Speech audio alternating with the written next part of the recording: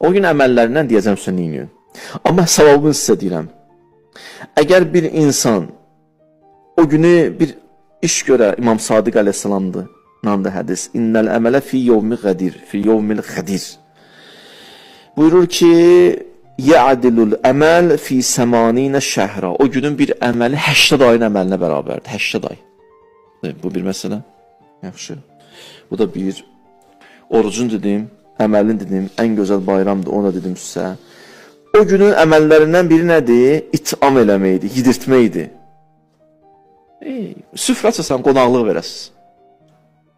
Hədisdə var, mən ətəmə mu'minən. Kim bir nəfər bir süfrə aça, bir yığa, Allah dostlarını bir yerə. Əleyhissalam sevdalılarını bir yerə, əhl-i beyt sevərləri, iman əhlini bir yerə. Kəmən ətəmə cəmi'əl ənbiya və siddiqin. Elə bir süfrə açıb, 124 peyğəmbərin hamısı orada əyləşib. Əgər kim sizə 124 peyğəmbəri qonaq eləsin, bismillah. Buyurun, o